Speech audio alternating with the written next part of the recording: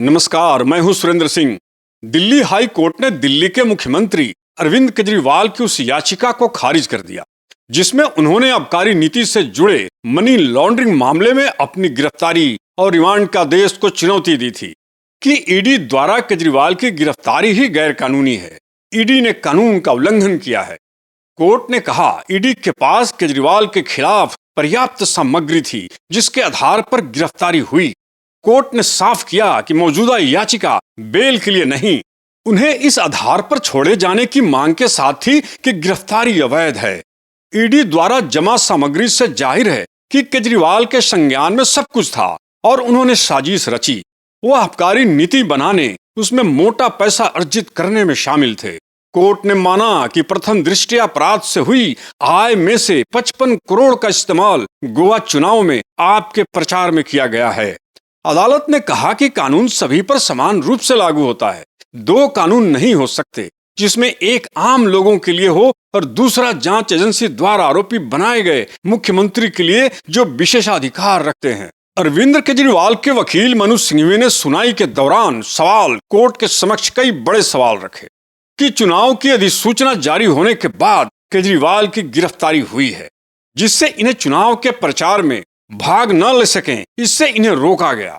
High court ने कहा कि अदालतें फैसले कानूनी सिद्धांतों पर सुनाती हैं, राजनीतिक रुझानों पर नहीं। चुनाव की अधिसूचना जारी हुई या नहीं, इससे कोर्ट को कोई लेना देना नहीं।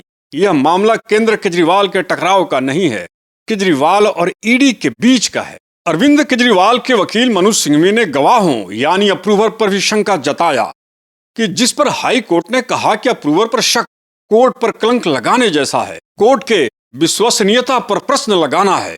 अप्रूवर के बयान को ईडी के इशारे पर बताना है, न्यायिक प्रक्रिया पर सवाल उठाने जैसा है जो कानून से चलती है, किसी सरकार या जांच एजेंसी द्वारा नहीं।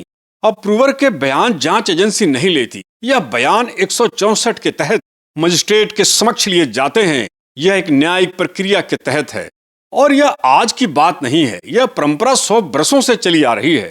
इस पर शक जताना अदालत पर कलंक लगाने जैसा है। जो शख्स जांच में शामिल नहीं हुआ, जांच को लटकाता रहा, कोर्ट भी उसे गिरफ्तारी से राहत देने से मना कर चुका हो, उसकी गिरफ्तारी पर फैसला लेने का अधिकार ईडी का था। हाई कोर्ट ने कहा कि केजरीवाल की गिरफ्तारी टाइमिंग पर हुई है, इस पर सवाल नहीं उठा सकते। फिलहाल आपने साफ किया कि वह हाई कोर्ट के आदेश के खिलाफ सुप्रीम कोर्ट जाएगी। यह बात अब साफ हो चुका है कि हाल फिलहाल अरविंद केजरीवाल को चुनाव तक जेल में रहना तय है।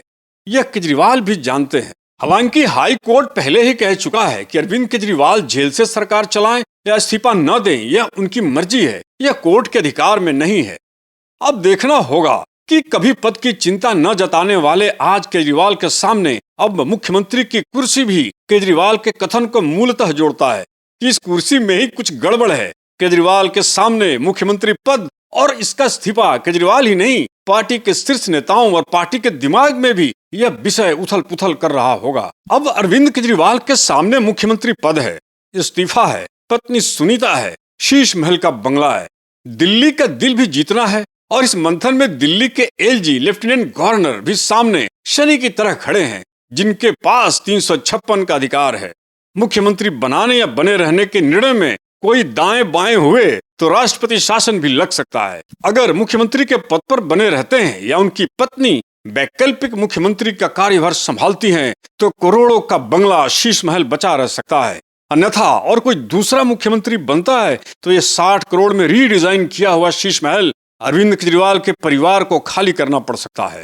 हालांकि पिछले दिनों रामलीला मैदान की रैली में संबोधन से अरविंद केजरीवाल की पत्नी सक्रिय हुई हैं। अस्थिरता में पार्टी के अंदर एक अंदरूनी कलह की एक नई शुरुआत हो सकती है।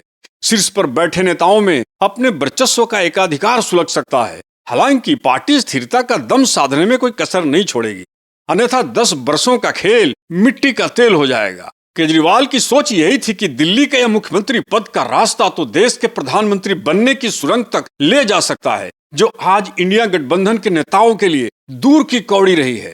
चुनाव का समय और जेल बेल का खेल ईडी के समन पर शिकंजा कस गया है। दशक पहले भ्रष्टाचार को खत्म करने आई केजरीवाल एंड पार्टी रोजाना करप्शन पर बड़े नेताओं की लिस्ट निकाल लाने वाली पार्टी आप पार्टी आज भ्रष्टाचार में लिप्त होने का ताजा उदाहरण बन गई है। नैतिकता और नैतिक मूल्य ये दो बड़े महत्वपूर्ण शब्द है। राजनीति में बड़े पुराने कद्दावर नेता ही इस पर अमल करते थे।